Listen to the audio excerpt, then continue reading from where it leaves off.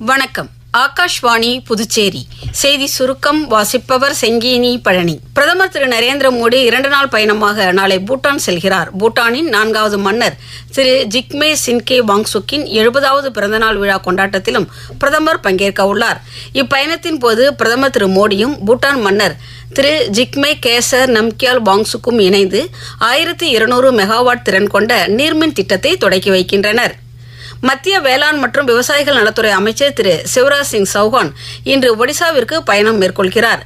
சிறுதானிய தின நிகழ்ச்சியின் தொடக்க விழாவில் திரு சௌஹான் தலைமை விருந்தினராக கலந்து கொள்கிறார். மாநிலம் மற்றும் நாட்டின் பிற பகுதிகளில் சிறுதானியங்களின் உற்பத்தி, பதப்படுத்துதல் மற்றும் நுகர்வை ஊக்குவிக்க மத்திய அரசின் முன்முயற்சிகளை அவர் எடுத்துரைக்கிறார். பீகாரில் 2வது மற்றும் இறுதிக்கட்ட சட்டமன்ற தேர்தலுக்கான அனைத்து ஏற்பாடுகளும் செய்யப்பட்டுள்ளதாக தேர்தல் ஆணையம் தெரிவித்துள்ளது. 20 மாவட்டங்களில் உள்ள 122 தொகுதிகளில் நாளை வாக்குப்பதிவு நடைபெற உள்ளது.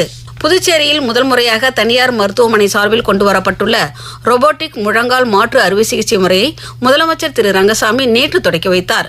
புதுச்சேரியில் ஒரு சிறிய மாநிலமாக இருந்தாலும் பெரிய அளவிலான மருத்துவ வசதிகளை கொண்டுள்ளது மகிழ்ச்சி அளிப்பதாக உள்ளது என அவர் பெருமிதம் தெரிவித்துள்ளார். புதுச்சேரி யூனியன் பிரதேசத்தில் சிறப்பு தீவிர வாக்காளர் திருத்தப் பணிகள் நடைபெற்று வரும் நிலையில் பூர்த்தி செய்யப்பட்ட விண்ணப்பங்களை வீடு வீடாக சென்று சேகரிக்கும் பணியில் இன்று முதல் வாக்குச்சாவடி நிலைய அதிகாரிகள் ஈடுபடுவார்கள் என தெரிவிக்கப்பட்டுள்ளது. வாக்காளர்கள் தங்களது சந்தேகங்களை வாக்குச்சாவடி நிலைய அதிகாரிகளிடம் நிவர்த்தி செய்து பூர்த்தி செய்யப்பட்ட விண்ணப்பங்களை உரிய நேரத்தில் சமர்ப்பிக்குமாறு கேட்டுக் கொள்ளப்பட்டுள்ளனர். சபரிமலை ஐயப்பன் கோவிலில் மண்டல பூஜைக்காக வரும் 16ஆம் தேதி கோயில் நடை திறக்கப்படும் என்றும் சபரிமலைக்கு வரும் பக்தர்கள் ஆன்லைனில் முன்பதிவு செய்து சரியான நேரத்திற்கு வர முயற்சிக்க வேண்டும் என கேரள காவல்துறை வேண்டுகோள் விடுத்துள்ளது.